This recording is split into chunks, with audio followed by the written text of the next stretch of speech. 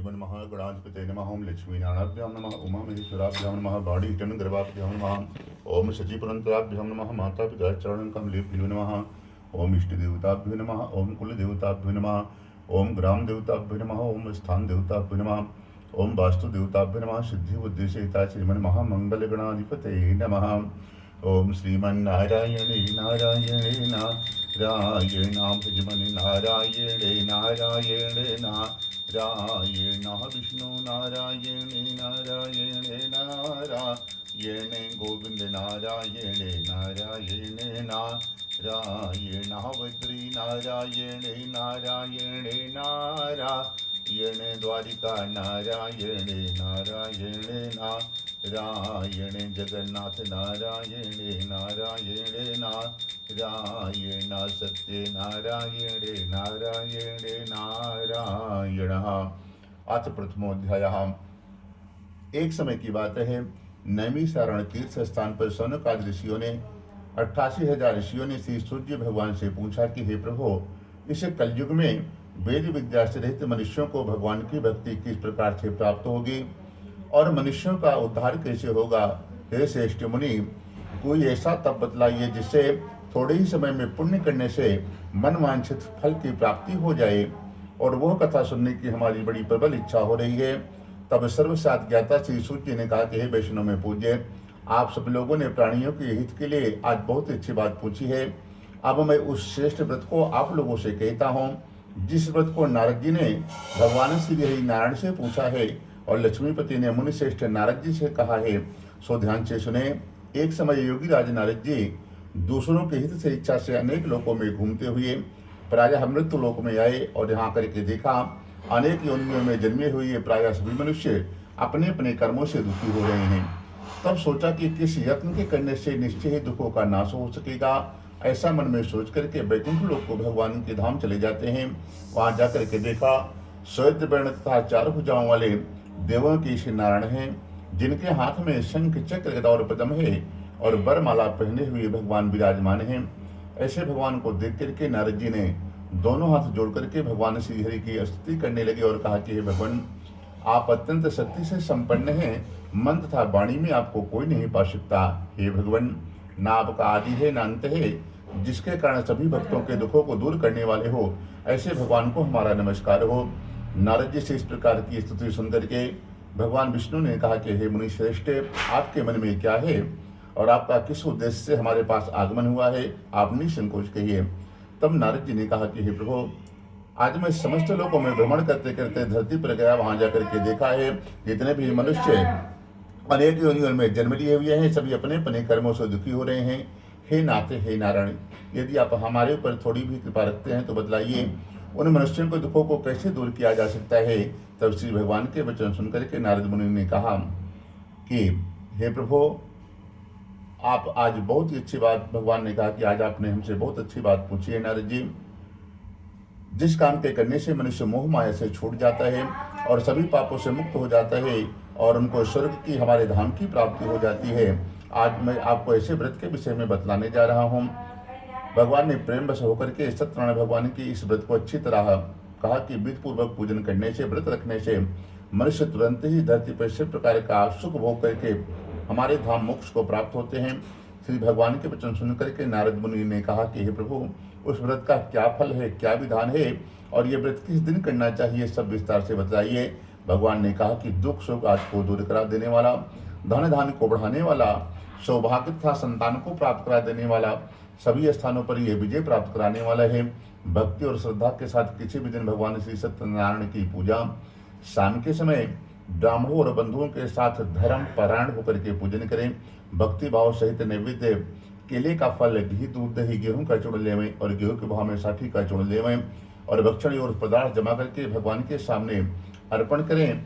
जब पूजन पूर्ण हो जाए तो ब्राह्मण को भोजन करावें, सभी बंधु बांधवों को भोजन करावें और उसमें जो आपके पास से समय बचा है भगवान का भजन कीर्तन आदि करते हुए, भगवान की भक्ति का आचरण करते हुए उस दिन समय को व्यतीत करना चाहिए। इस तरह जो भी मनुष्य व्रत करेगा, मनुष्य की समस्त इच्छाएं भगवान पूर्ण कर देते हैं और विशेषकर कल काल में मृत लोक में मोक्ष का यही सरल उपाय है। श्री सत्यनारायण भगवान की जय।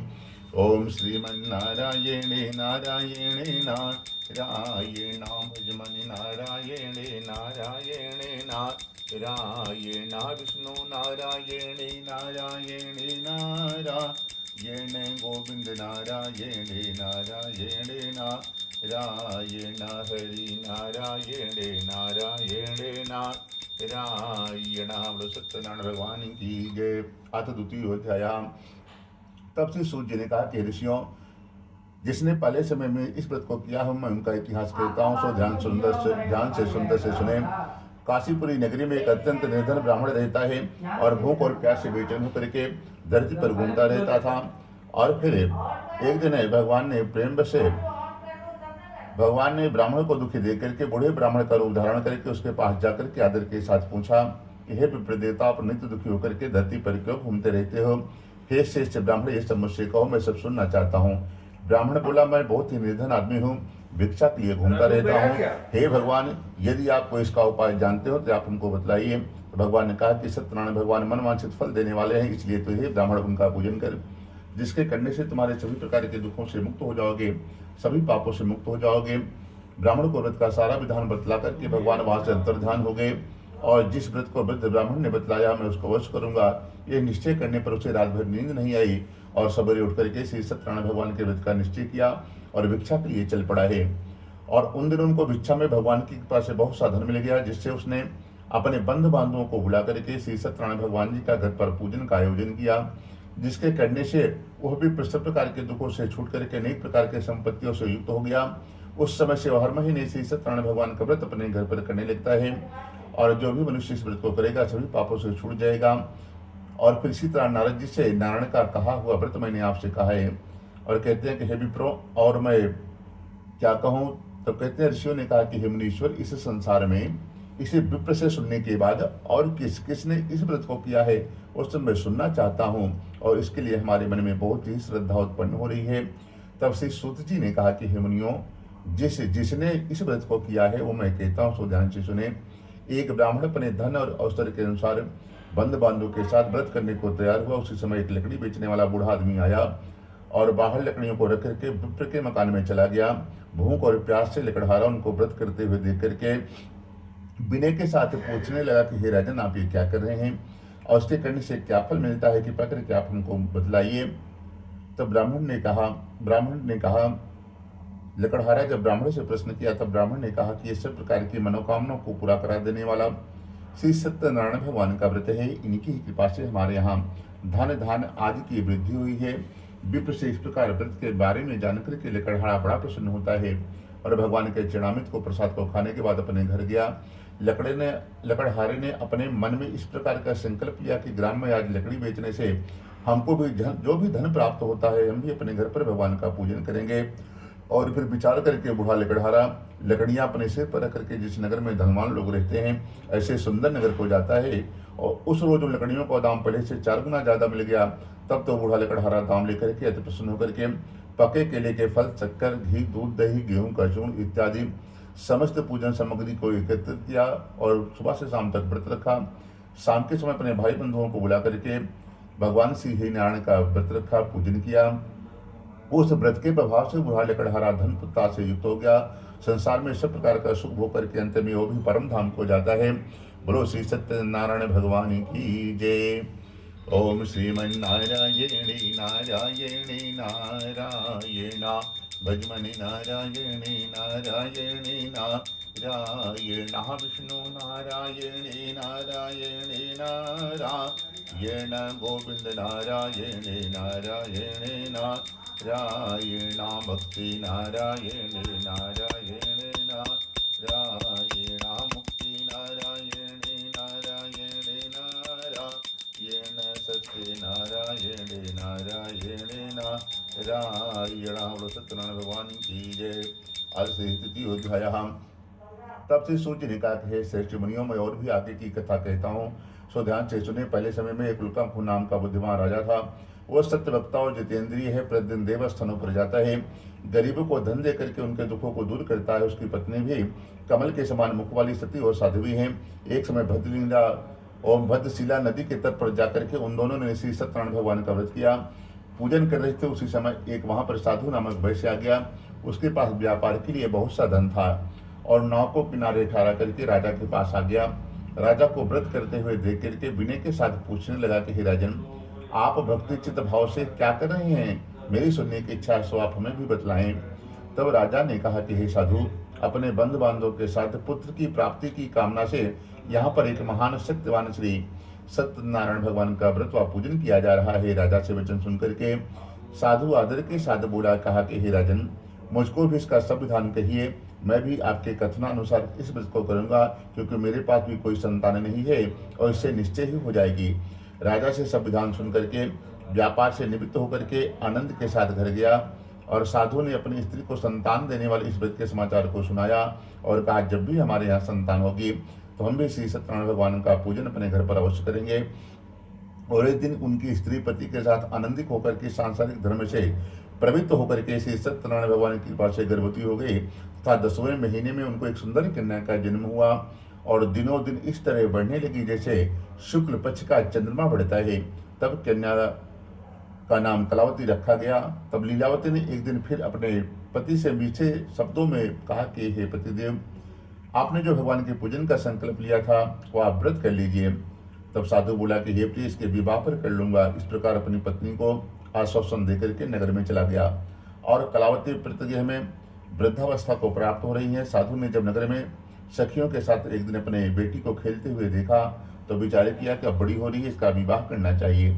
तुरंत अपने दूत को बुला करके कहा कि हमारी पुत्री के लिए कोई बढ़िया सुयोग्य वर आप लोग ढूंढ करके लाएं। साधु की आज्ञा पा करके दूत लोग कांचनपुर नामक नगर जाते हैं। वहां पर बड़ी खोजभाल करने के बाद लड़की के लिए एक बढ़िया सुयोग्य बड़ी पुत्र को ले आए हैं और उस सुयोग्य लड़के को देख करके साधु ने अपने बंधु बांधवों के साथ प्रसन्नचित भाव से अपनी पुत्री का विवाह कर दिया। किंतु दुर्भाग्यवश विवाह के समय व्रत करना भूल गया। तब श्री भगवान क्रोधित हो गए और उनको श्राप दे दिया कि तुम्हें दारुण दुख मिलेगा। अपने कार्मिक कुशल साधु बनिया जामाता से समुद्र के समीप स्थित रत्नपुर नगर जाता है। वहां पर दोनों ससुर जमाई राजा चंद्रकेतु के नगर में व्यापार करने लगते हैं और एक दिन की बात है, श्री सत्यनारायण भगवान की माया से कोई प्रेरित चोर राजा का धन चुरा करके भागा जा रहा था। किंतु राजा के दूतों को आता देख करके चोरों लोग घबरा करके भागते हुए राजा का सारा धन चुपचाप जहाँ पर साधु बनिया रुका हुआ था उसी के नाम में छिपा करके सारा धन भाग जाते हैं। जब दूतों ने उस साधु वैश्य के पास जाकर के राजा के धन को पाया तो दोनों को बांध करके बंदी बनाया और बड़े प्रसन्नता से दौड़ते हुए राजा के समीप ले जा करके कहा कि हे राजन, यह दो चोर हम पकड़ करके लाए हैं। राजा की आज्ञा से उनको कठिन कारावास में डाल दिया गया। उनका सारा धन छीन लिया जाता है और फिर सत्यनारायण भगवान के श्राप के द्वारा घर पर भी उनकी पत्नी और बेटी बड़ी दुखित होती है। अन्न की चिंता में एक दिन कलावती एक ब्राह्मण के घर गई है। वहां पर उसने श्री सत्यनारायण भगवान का पूजन होते देखा, फिर कथा सुनी, फिर प्रसाद ग्रहण किया और रात को घर आई। तब माता ने कलावती से कहा कि हे पुत्री, अब तक तू कहाँ रही या तेरे मन में क्या चल रहा है? तब कलावती ने कहा कि हे माता, एक ब्राह्मण के घर गई थी, वहां पर श्री सत्यनारायण भगवान जी का पूजन हो रहा था। सत्यनारायण भगवान के पूजन को देखा और कन्या के वचन सुनकर के लीलावती ने भगवान के पूजन की तैयारी करने लगती है और लीलावती ने परिवार में और बंधु बांधवों के सहित श्री सत्यनारायण भगवान जी का अपने घर पर पूजन का आयोजन किया और भगवान से वर मांगा कि हे प्रभु, मेरे पति और जमाई को आप वापस घर भेज देना। और भगवान से प्रार्थना की कि हे भगवान, हम सबके अपराध को आप क्षमा करें। और श्री सत्यनारायण भगवान इस व्रत से संतुष्ट हो गए। राजा चंद्रकेतु को स्वप्न में दर्शन देकर के कहा कि हे राजन, दोनों वैश्यों को प्रातः होते ही छोड़ दो, जो भी उनका धन ग्रहण किया उसको भी वापस दे दो, नहीं तो मैं तुम्हारा धन राज्य पुत्र सब नष्ट कर दूंगा। राजा से इसे कह करके भगवान वहां से अंतर्ध्यान हो गए और प्रातःकाल राजा चंद्रकेतु ने सभा में अपने सपने को सुनाया। फिर दोनों बड़े पुत्रों को कारागार से मुक्त करके सभा में बुलाया। दोनों ने आकर के राजा को नमस्कार किया। राजा मीठे वचनों से बोला कि हे महानुभावों, भावी वर्ष तुम्हें ऐसा दुख प्राप्त हुआ था, तुम्हें कोई भय नहीं है। ऐसे कहकर के राजा ने उनको नए नए वस्त्र आभूषण आदि दिए और जितना धन लिया था उससे दुगुना धन देकर के आदर के साथ विदा कर दिया और दोनों वैश्य अपने अपने नगर के लिए चल पड़ते हैं। लो श्री सत्यनारायण भगवान की जय। ओम श्रीमन्नारायणे नारायणे नारायण भगवन् नारायणे नारायणे नारायण रामे नारायणे नारायणे नारायण नारायण कृष्ण नारायणे नारायणे नारायण गोविंद नारायणे नारायणे नारायण। सत्यनारायण भगवान की जय। आज चतुर्थोध्याय। तब श्री सूर्य जी ने बोला, वैष्णव मंगलाचार करके यात्रा आरंभ करते हैं अपने घर के लिए। और जैसे ही थोड़ी दूर निकले, दंडी वेशधारी श्री सत्यनारायण भगवान ने एक ब्राह्मण का भेष बना करके साधु वेश के पास आए हैं और उनसे पूछा कि हे साधु, तेरी नाव में क्या रखा हुआ है। तब अभिमानी बड़े हंसा और हंसता हुआ बोला, अरे ब्राह्मण देवता, क्यों आप पूछते हो, क्या धन लेना चाहते हो। मेरी नाव में तो बेल पत्ता भरा हुआ है। वैश्य का कठोर वचन सुन करके भगवान ने कहा कि जा, तुम्हारा वचन सत्य हो जावे। दंडी भगवान से कहा करके वहां से कुछ दूर चले गए। कुछ दूर जाकर के समुद्र के किनारे बैठ गए। दंडी भगवान के जाने के बाद वैश्य ने नित्य क्रिया करने के बाद नाव को ऊंची उठ देकर के चंबा किया और नाव में बेल पत्ता देकर के मूर्छित होकर के जमीन पर गिर पड़ता है। फिर मूछा खुलने पर वह अत्यंत शोक प्रकट करने लगता है। तब उनका दामाद बोला कि हे ससुर जी, आप शोक न करें, यह दंडी भगवान का श्राप है, अतः आपको उनकी शरणागति प्राप्त करनी चाहिए। आप उनकी शरण में जाइए, तभी आपकी मनोकामना पुनः प्राप्त होगी। दामाद के वचन सुनकर के दंडी भगवान के पास पहुंचते हैं और अत्यंत भक्ति भाव से ब्राह्मण देवता को नमस्कार करके कहा कि मैंने जो आपसे असत्य वचन कह दी है उसके लिए हमको क्षमा करें। ऐसे कह करके महान शोकत और होकर के रोने लगता है। तब दंडी भगवान बोले कि हे गुणी पुत्र, मेरी आज्ञा से तुम्हें बार बार दुख प्राप्त हो रहा है, तो मेरी पूजा से विमुख होता जा रहा है। साधु बोला कि हे भगवान, आपकी माया तो ब्रह्मादि भी नहीं जान सकते, मैं ज्ञानी मनुष्य कैसे जान सकता हूँ। प्रभु आप प्रसन्न होइए, मैं अपनी सामर्थ्य के अनुसार आपकी पूजा करूंगा, मेरी रक्षा करें और पहले के समान नौका में धन भर दीजिए। उनके भक्त वचन सुन करके दंडी भगवान ने उनको क्षमा कर दिया और नौका को धन से परिपूर्ण कर दिया है। और फिर सत्यनारायण भगवान जी का पूजन करके साथियों के सहित अपने नगर के लिए चल पड़ता है। जब अपने नगर के निकट पहुंचा तो दूत को घर भेजा। दूत साधु के घर जाकर के उनकी स्त्री को नमस्कार करके कहते हैं कि साधु अपने जमाई के साथ इस नगर के समीप आ गए हैं। ऐसे वचन सुनकर के साधु की स्त्री बड़े हर्ष के साथ बड़े प्रसन्न भाव से भगवान का पूजन कर रही थी। और फिर कहा कि मैं अपने पति के दर्शन के लिए जा रही हूँ और बेटा, जो भी पूजा का कार्य बचा हो आप भी पूर्ण करके शीघ्र आ जाना। ऐसे वचन सुन करके कलावती प्रसाद को छोड़ करके पति के दर्शन की कामना से समुद्र के समीप चली जाती हैं। और फिर प्रसाद की अवज्ञा हो जाने के कारण आज श्री सत्यनारायण भगवान रुष्ट हो जाते हैं। उनके पति को नाव से पानी में डुबो दिया है। और फिर कलावती ने अपने पति को न देख करके रोती हुई जमीन पर गिर पड़ी। इस तरह रोते हुए देख करके साधु बनिया बड़ा दुखी हुआ और कहता है कि हे भगवान, मुझसे या मेरे परिवार से फिर से कौन सा अपराध हो गया है, हमारा मार्गदर्शन करें। तभी भगवान सूर्य ने आकाशवाणी किया कि हे साधु, तुझसे कुछ भी अपराध नहीं हुआ है। तुम्हारी पत्नी और बेटी घर पर पूजन रखे थे, उन लोगों ने प्रसाद नहीं लिया। एक काम करो, आप लोग घर जाइए, भगवान से क्षमा मांगे, प्रसाद खाएं, वापस आएं तो आपके जमाई और धन प्राप्त हो जाएगा। आकाशवाणी सुन करके पूरा परिवार घर गया, भगवान से क्षमा मांगी, प्रसाद खाया। फिर वापस आते हैं तो समुद्र में एक लहर आती है जिसमें साधु बनिया का नाव और जमाई मिल गया। पूरा परिवार भगवान जी का वहाँ पर पूजन किया बंधु बांधवों के साथ। और फिर इस लोक में शुभ होकर के अंत में परम धाम को जाते हैं। बोलो श्री सत्यनारायण भगवान की जय। ओम श्रीमन्नारायणे नारायणे नारायण भजमनि नारायणे नारायणे नारायण विष्णु नारायणे नारायणे नारायण राम नारायणे नारायणे नारायण कृष्ण नारायणे नारायणे नारायण। सत्यनारायण भगवान की जय। अथ पंचमो अध्याय। तब से सूर्य ने कहा कि ऋषियों में और भी आगे की कथा कहता हूँ, सो ध्यान से सुने।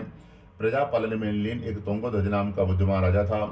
उसने भी भगवान के प्रसाद को त्याग करके बड़ा दुख पाया है। एक समय वन में जाकर के वन पशुओं को मार करके बड़ के पेड़ के नीचे आया और वहां पर उसने ग्वाल बालों को भक्ति भाव से भगवान श्री हरि नारायण का पूजन करते देखा।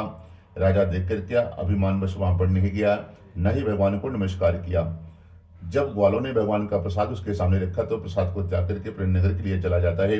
वहां पर अपना सब कुछ नष्ट पाया। तब वह जान गया सब भगवान ने ही किया है। फिर वह विश्वास करके ग्वाल बालों के समीप गया है। विधि विधान के साथ भगवान का पूजन किया, प्रसाद खाया। फिर सत्यदेव की कृपा से जैसे साथ सब कुछ पुनः प्राप्त हो गया। फिर वह दीर्घ काल तक शुभ होकर के अंत में परम धाम वैकुंठ को जाता है। जो भी मनुष्य इससे परम दुर्लभ व्रत को करेगा भगवान की कृपा से उसके जीवन में कभी धन धान्य की कमी नहीं होगी, निर्धन धनी हो जाता है और बंधे बंधन से मुक्त हो जाता है और संतानों के यहाँ संतान की प्राप्ति हो जाती है और सब प्रकार के मनोरथ पूर्ण होकर के अंत में वैकुंठ को जाते हैं। जिन्होंने पहले जमाने में इस व्रत को किया है उनके दूसरे जन्म की कथा कहता हूँ। वेद सतानंद ब्राह्मण सुदामा का जन्म लेकर के मोक्ष को पाया है और उनका मुख नाम का राजा दशरथ होकर के वैकुंठ धाम को जाता है और साधु नामक वैश्य मौरध्वज बनकर के अपने पुत्र को आरे से चीर करके मोक्ष को जाता है और महाराजा तुंगध्वज स्वयंभू होकर के बहुत से भक्तों के कर्मों को भक्ति में लगा करके और वो भी परम धाम को चले जाते हैं। बोलो श्री सत्यनारायण भगवान की। भज मन नारायण नारायण नारायण माता ना पिता नारायण गिण नारायण ब्रह्मा नारायण शिवजी नारायण नारायण नारायण तारे नारायण नारायण नारायण महानारायण जहाँ देखो वहाँ नारायण नारायण भज मन नारायण नारायण ना